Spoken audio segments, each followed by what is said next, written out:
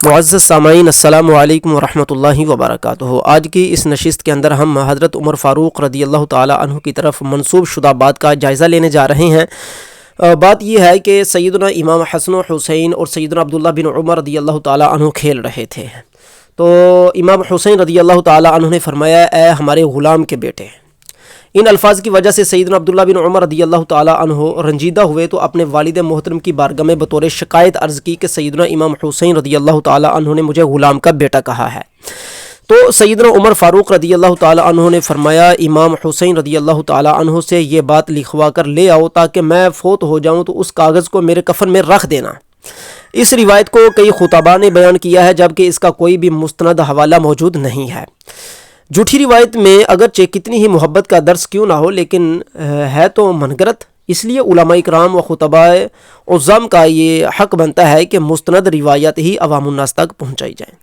یہ واقعہ اہل تشیع کی کتاب 14 ستارے از نجم الحسن قراروی کی صفحہ نمبر 226 پر موجود ہے۔ اس واقعہ کا کوئی مستند حوالہ ملے تو ضرور رہنمائی کی جائے تاکہ میں اپنی اصلاح ممکن کر سکوں۔ اسد الرحمان 5 جنوری 2020 اس نے یہ سوال کیا تھا۔ اس پر جو جواب ہے تعلیق میں وہ یہ ہے۔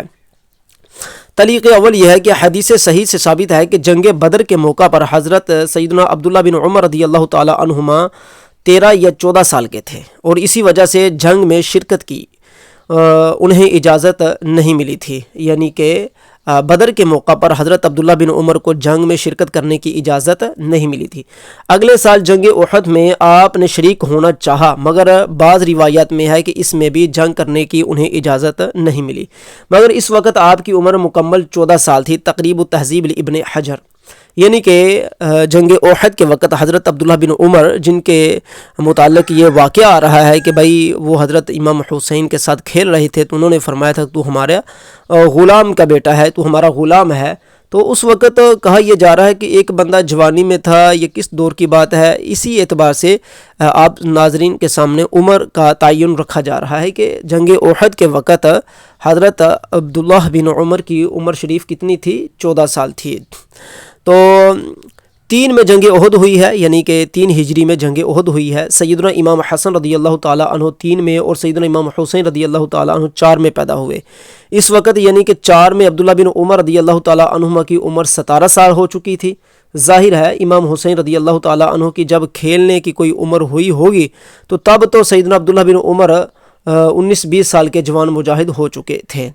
امام ابن عبدالبر الاستیعاب فی معرفت الاصحاب میں معروف تابعی امام مجاہد کا بیان نقل فرماتے ہیں، وعن مجاہد قال عبداللہ بن عمر شارک یوم فتح مکہ وکان عمرہ 20 سنہ۔ حضرت عبداللہ بن عمر فتح مکہ میں شریک رہے، اس وقت ان کی عمر کتنی تھی؟ 20 سال تھی۔ تو سب جانتے ہیں کہ فتح مکہ 8 میں ہوئی تھی۔ فتح مکہ کب ہوئی تھی؟ 8 میں ہوئی تھی۔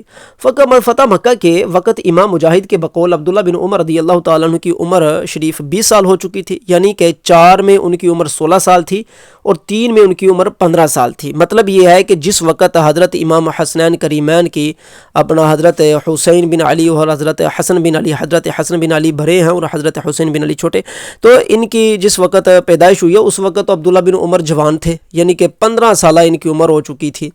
تو جس وقت حضرت حسین اور حضرت حسنین کریمین، حضرت حسن اور حضرت حسین دونوں کھیلنے کی عمر کو پہنچتے ہیں، اس وقت تو ان کی عمر تو 20 سے بھی اوپر جا چکی تھی حضرت عبداللہ بن عمر کی۔ تو یہ کیسے ممکن ہے کہ ایک نوجوان بندہ جو ہے وہ چھوٹے چھوٹے بچوں کے ساتھ کھیل رہا تھا؟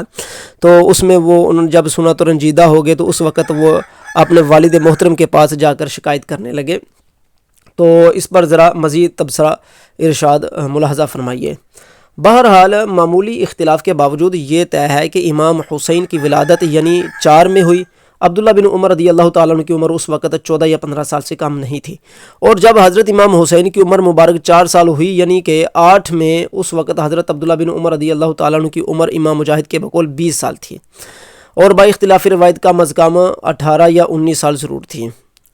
جب امام حسین کی عمر مبارک کتنی ہوئی؟ 4 سال. تو اس وقت عبداللہ بن عمر کی کتنی عمر ہو چکی تھی؟ لگ بھگ 20 سال کے. عمر کے اس تفاوت کے بعد یہ کہنا کہ دونوں ایک ساتھ کھیل رہے تھے، یہ کہنا ہی غیر معقول ہے، اور ہماری بیان کردہ یہ تفصیل اس فرضی واقعہ کی بنیاد ڈھا دینے کے لیے کافی ہے. یعنی کہ یہ جس بندے نے تحقیق پیش کی ہے نثار مصباحی ہے، 30 جنوری 2021 اس کی یہ تعلیق پیش ہوئی تھی. انہوں نے کہا کہ یہ بات بالکل غلط ہے، یہ تحقیق کے بالکل خلاف بات ہے.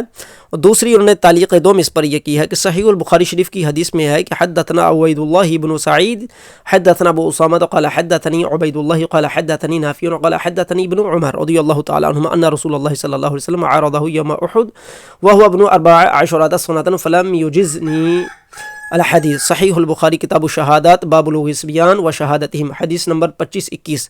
بخاری شریف کی اس حدیث میں صراحت ہے کہ جنگ احد کے وقت، یعنی کہ جب جنگ احد 3 ہجری کو ہوئی تو اس وقت حضرت عبداللہ بن عمر رضی اللہ تعالیٰ عنہ کی عمر کتنی تھی؟ 14 سال تھی. اسی حدیث میں یعنی کہ یوں سمجھ لیجئے کہ جس وقت حضرت حسنین کریمین کی پیدائش ہے اس وقت حضرت عبداللہ بن عمر کی عمر تھی 14-15 سال. اسی حدیث میں آگے ہے ثم عرضنی یوم الخندق وانا ابن 15 سنة فاجازنی، یعنی جنگ خندق کے وقت ان کی عمر 15 سال تھی. جس وقت جنگ خندق ہوئی ہے اس وقت کتنی عمر تھی حضرت عبداللہ بن عمر کی؟ 15 سال تھی. اس پر ایک اشکال یہ ہے کہ جنگ خندق 5 میں ہوئی، جنگ احد کے وقت وہ 14 سال کے تھے، تو خندق کے وقت 16 سال ہونے چاہیے کیونکہ جنگ خندق 5 میں ہوئی. پھر اس میں کیسے کہا گیا کہ خندق کے وقت میں 15 سال کا تھا؟ اس اشکال کے 2 جواب دیے گئے ہیں.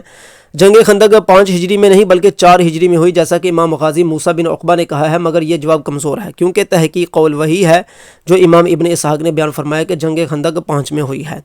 پھر اس اشکال کا دوسرا جواب دیا گیا ہے کہ جنگ احد کے وقت وہ 13 سال کے تھے اور 14واں سال چل رہا تھا، اس لیے 14 سال کہا، اور خندق کے وقت 15 سال مکمل تھے، 16واں سال چل رہا تھا، مگر 16ویں کے مہینوں کو نہ گنتے ہوئے صرف 15 سال کہنے پر انہوں نے اکتفا کیا. دیکھیے فتح الباری شرح بخاری اس حدیث کی شرح میں یہ سب کچھ موجود ہے. بہرحال اتنا طے ہے کہ جنگ احد کے وقت ان کی عمر 13 یا 14 سال ضرور تھی، اس سے کم نہیں تھی. اس سے بھی ہمارا مدعا حاصل ہے. البتہ یہاں ایک اشکال ہوگا کہ اس حساب سے فتح مکہ کے وقت ان کی عمر جو ہے وہ 18 سال بن رہی تھی. پھر الاستیاب کے حوالے سے مذکورہ قول میں امام مجاہد نے فتح مکہ کے وقت ان کی عمر 20 سال کیسے بتائی؟ اس اشکال کے 2 جواب ہیں. پہلا جواب یہ ہے کہ فتح مکہ کے وقت ان کی عمر 18 سال تھی، 19واں سال چل رہا تھا. امام مجاہد نے 19 کی جگہ 20 کہہ کر 20 کی تعیین نہیں کی بلکہ ایک تقریبی قول بیان فرمایا ہے، یعنی لگ بھگ 20 سال تھی. اور ایسا بہت ہوتا ہے کہ 19 سال والے کو موٹے طور پر 20 سال کا کہہ دیا جاتا ہے. دوسرا جواب یہ ہے کہ امام مجاہد تک یہی قول پہنچا ہوگا، اس وقت ان کی عمر 20 سال تھی اس لیے انہوں نے 20 سال بیان کی.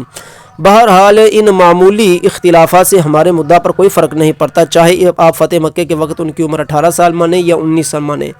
بہرحال امام حسین رضی اللہ تعالیٰ عنہ کی عمر شریف فتح مکہ والے سال جب 4 سال تھی، اس وقت عبداللہ بن عمر رضی اللہ تعالیٰ عنہما کی عمر 19 یا 18 سال ہو چکی تھی، اور دونوں کی عمر میں اس تفاوت کے ہوتے ہوئے ساتھ ساتھ کھیلنا متصور نہیں ہے. یعنی کہ یہ انہوں نے اپنی ایک تحقیق پیش کی ہے، انہوں نے کہا ہے کہ یہ ثابت نہیں ہوتا. پہلی بات یہ ہے کہ یہ کسی بھی مستند کتاب سے ثابت نہیں. اگر ثابت ہے تو یہ شیعہ کی ایک کتاب ہے 14 ستارے، اس کے اندر سے جہاں بہت زیادہ سابق پر انہوں نے وہاں پر اعتراضات کیے ہوئے ہیں، بہت تراشی ہیں اس کتاب کے اندر. تو یہ ایک واقعہ ادھر من گھڑت درج ہے.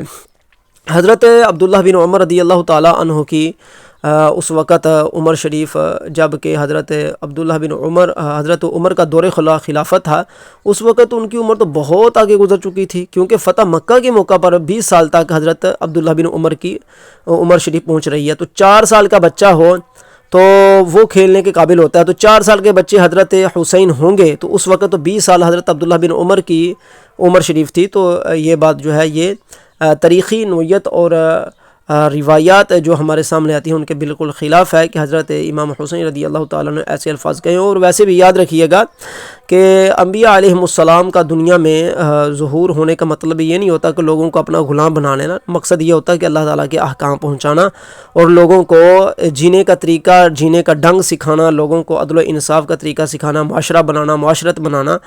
یہ نہیں ہوتا کہ انبیاء جو ہیں وہ اپنے جو ہے کسی خاندان والے فرد کو یہ کہہ دیں کہ لو بھائی ہم نے تو لوگوں کو مسلمان بنا کر ان پر بادشاہت قائم کر لی، اب ہمارے بعد جو بادشاہت ہے وہ میرے بیٹے میں جائے گی، لہذا ہم لوگوں کو غلام کہتے رہیں. ایسا نہیں ہوتا، ٹھیک ہے. بلکہ انبیاء علیہم السلام جتنے بھی ہیں انہوں نے سب کو اللہ تعالیٰ کا غلام بنایا ہے.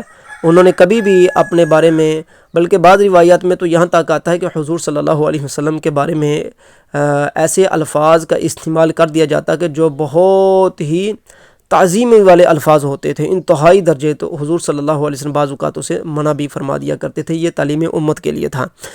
تو حضرت اگر بالفرض یہ واقعہ کہیں ہو بھی صحیح، اور یہ کہیں کہ کوئی بندہ کہے کہ یہ واقعہ بالکل صحیح ہے، حالانکہ ہمیں تو کہیں سے یہ واقعہ نہیں ملا، تو اس کے باوجود بھی یہ کہنا ضروری ہوگا کہ بھائی نابالغ بچے کی کوئی بات قابل قبول نہیں ہوتی۔ نابالغ بچے کا نہ گناہ لکھا جاتا ہے، نہ ثواب لکھا جاتا ہے۔ اگر حضرت امام حسن یا حضرت امام حسین نے اگر کہیں پر یہ الفاظ بولے بھی ہوں گے تو بھائی وہ جو الفاظ ہیں وہ قابل گرفت یا قابل قبول نہیں ہے۔ اس کی وجہ یہ ہے کہ وہ نابالغ تھے، تو نابالغ بچہ کچھ بھی الفاظ بول سکتا ہے، ٹھیک ہے، کیونکہ نابالغ بچہ جو ہے وہ شہادت کے نصاب کو نہیں پہنچتا، اور نابالغ جو ہوتا ہے اس پر قلم نہیں چلتا۔ اس لیے اس واقعہ کو بنیاد بنا کر یہ کہنا ہے کہ حضرت عمر فاروق نے فرمایا کہ لے ہم کو لکھ دے، میں اپنی قبر میں لے جاؤں گا، ٹھیک ہے، یا حضرت عبداللہ بن عمر رنجیدہ ہو کر گئے، ایسا کچھ بھی ثابت نہیں ہے، بلکہ حضور صلی اللہ علیہ وسلم نے ان لوگوں کی تربیت اس طریقے سے فرمائی تھی جس طریقے سے آپ نے اپنے صحابہ کی تربیت فرمائی تھی۔ اگر یہ الفاظ کسی صحابی کے بیٹے سے متصور نہیں ہے تو حضور صلی اللہ علیہ وسلم کے خانوادے سے بھی یہ الفاظ متصور نہیں ہے۔ سبھی کو معلوم ہے کہ ہماری بخشش کا ذریعہ، ہماری نجات کا ذریعہ صرف قرآن اور سنت پر عمل کی صورت میں ہے۔ تو جنہوں نے قرآن و سنت پر عمل کیا وہی صحابہ بنے، باقی کوئی صحابہ نہیں بن سکے۔ تو قرآن و سنت پر جنہوں نے عمل کیا، پھر عمل کر کے دکھایا اور لوگوں تک پہنچایا، وہی صحابہ، اس کے علاوہ کوئی صحابی نہیں ہے۔ اور اسی لیے اس میں یعنی کہ دور صحابہ میں دو درجے رہے ہیں، ایک صحابہ کا رہا ہے، ایک اعرابیوں کا رہا ہے۔ صحابی اور اعرابی میں فرق ہوتا ہے۔ اعرابی وہ ہوتے ہیں جو کلمہ تو پڑھ جاتے تھے لیکن عمل قرآن و سنت کے مطابق کم ہی کرتے تھے، اور بہت زیادہ اعرابی منافق ہوتے تھے۔ قرآن مجید نے بھی اس کو باقاعدہ بیان فرمایا ہوا ہے کہ اعرابی کون ہے، صحابی کون ہے۔ تو علماء نے جن کو صحابہ شمار کیا نا اپنی کتابوں کے اندر، وہی صحابی ہیں، اور صحابہ کی تعداد کم و بیش 1,24,000 تک پہنچتی ہے۔ واللہ تعالی اعلم ورسولہ اعلم۔